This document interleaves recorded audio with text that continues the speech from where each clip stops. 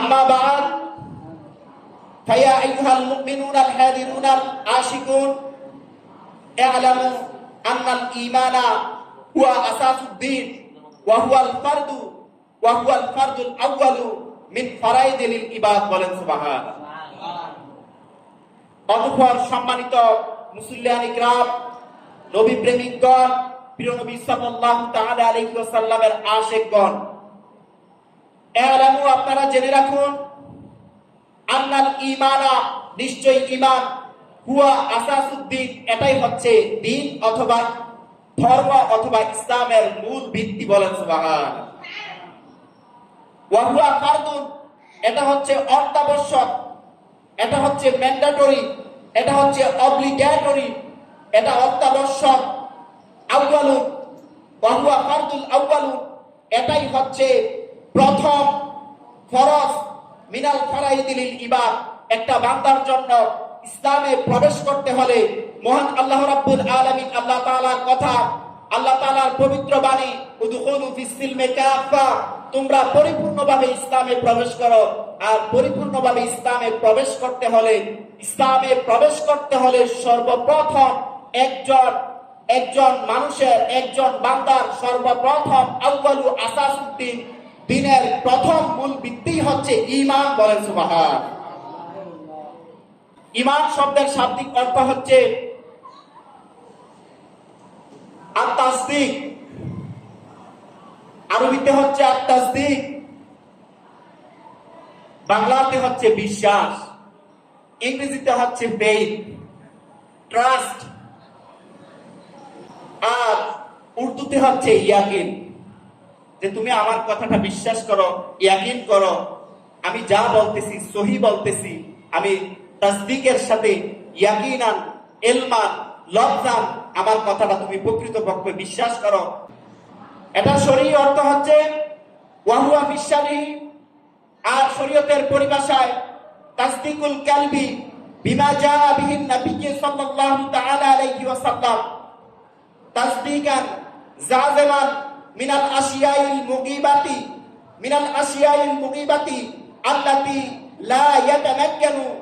আল্লাতী লা ইয়াতামাক্কানু ইদরাকুহা বিল আকলি ওয়ালা বিল হাওয়াইসিল খামসাতি। বলেন সুবহানাল্লাহ।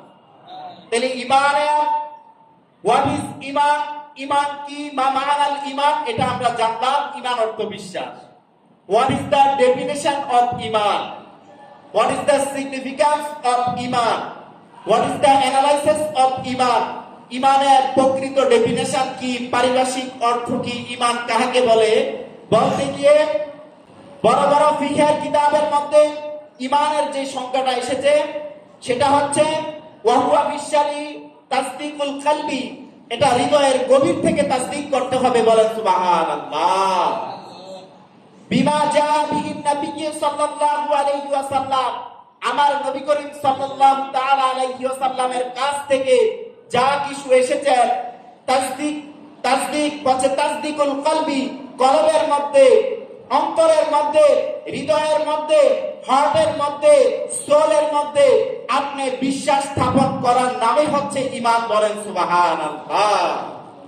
তারপরে বলতে তাসদীকান জাযিমান, এমন বিশ্বাস, জাযিমান মিনাল আশিয়াইল মুগীবাতি আল্লাতী লা ইয়াতামাক্কানু ইদরাকুহা বিল আকলি ওয়ালা বিল হাওয়াইসি বিল খামসাতি, যেগুলোর জ্ঞান বুদ্ধিতে, পঞ্চ ইন্দ্রিয়ের দ্বারা বোঝা সম্ভব নয়, এগুলোকে সুদৃঢ়ভাবে অন্তরে বিশ্বাস করার নামে হচ্ছে ঈমান। বলেন সুবহানাল্লাহ।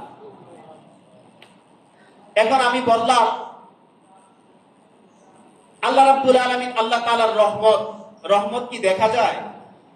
রহমত কি দেখা যায়? মুসল্লিয়ান ইকরাম সম্মানিত, বলেন। আপনারা কিন্তু জ্ঞানী। এই ঐতিহ্যবাহী দ্বীনি নিকেতনের শিক্ষকদের সামনে আমি অদম আলোচনা করার মতো আমার সেই যোগ্যতা আর কই। কোন অহংকার করে নয়, আল্লাহ জানে আমার হৃদয়, আমি সবাইকে হৃদয়ের গভীর থেকে ভালোবাসি। বলেন সুবহানাল্লাহ। এজন্য আলেম ওলামা যারা আছেন আমার সাথে একটু সহমত পোষণ করবেন, আমার ভুল হইলে ধরায় নেবেন। এটাই তো ইসলাম, কি বলেন? এটাই রিয়েলাইজেশন, এটাই কম্প্রিহেনশন, উপলব্ধি। তো বলতেছে যেগুলো ইন্দ্রিয় গ্রাহ্য নয়, যেটা এহসাস কি বাহার, অর্থাৎ অনুভূতির বাহিরে। একটা হচ্ছে কাউন্টেবল, আরেকটা হচ্ছে আনকাউন্টেবল বা নন কাউন্টেবল। কিছু জিনিস আছে গণনা করা যায়, কিছু আছে গণনা করা যায় না, ঠিক কিনা? আপনাকে এই মুহূর্তে যদি বলে আপনার মাথায় চুল কতটুকু আছে, আপনি গণতে পারবেন? আকাশের মধ্যে তারা কতটুকু আছে আপনি গণতে পারবেন? সমুদ্রের গভীরতা কতটুকু এটা গণা যাবে, এটা গণা যাবে। যেমন সিসমোগ্রাফ যন্ত্র আছে, তাহলে সমুদ্রের গভীরতা মাপা যাবে, কিন্তু সমুদ্রের আয়তন কত এটা মাপতে পারবেন? কিছু জিনিস আছে আল্লাহর রহমত, আম্বিয়ায়ে কেরামদের মুজিজা, মুজিজা, ওলিদের কেরামত, ওলিদের কেরামত আপনি কি এহসাস করতে পারবেন, মাপতে পারবেন? আপনি চোখে দেখতে পারবেন, কিন্তু এটা হৃদয়ের গভীর থেকে আপনাকে তাসদিকুল কলবি, হৃদয়ের গভীর থেকে এটাকে বিশ্বাস করতে হবে, রিয়ালাইজেশন করতে হবে, কম্প্রিহেনশন করতে হবে। এটার নামে হচ্ছে ঈমান। অর্থাৎ নবী করিম সাল্লাল্লাহু আলাইহি ওয়াসাল্লাম অদৃশ্য থেকে, গায়েব থেকে, আমার আল্লাহ থেকে যা কিছু নিয়ে এসেছেন সেই বিষয়গুলোর প্রতি তাসদিকুল কলবি, কলবে বিশ্বাস করে। কলব কেমন তাসদিক? তাসদিকান জাযিবান মিনাল আশিয়াইল মুকিবাতি আল্লাতী লা ইয়াতামাক্কানু ইদরাকুহা। যে বিষয়গুলো অদৃশ্য থেকে আমার নবী এনেছেন, আল্লাতী, যে বিষয়গুলো লা ইয়াতামাক্কানু মুমকিন করা সম্ভব না, ইদরাকুহা রিয়ালাইজেশন করা সম্ভব নয়, সেই ইদরাকুহা বিল আকলি, আকলের দ্বারা, জ্ঞানের দ্বারা যেটা রিয়ালাইজেশন করা সম্ভব নয়, বোঝা সম্ভব নয়, সেই বিষয়ের প্রতি তাসদীক করতে হবে, ফেইথ করতে হবে, ট্রাস্ট করতে হবে। ওয়ালা বিল হাওয়াইসিল খামসা, অর্থাৎ পঞ্চ ইন্দ্রিয়ার দ্বারা যেটা সম্ভব নয়, জ্ঞানের দ্বারা যেটা সম্ভব নয়, কলবের মধ্যে ওইটা জানার নামে হচ্ছে, বিশ্বাস করার নামে হচ্ছে ঈমান। বলেন সুবহানাল্লাহ। একজন মুসলমান সে প্রথমে ঈমান আনতে হবে 7টি বিষয়ের প্রতি।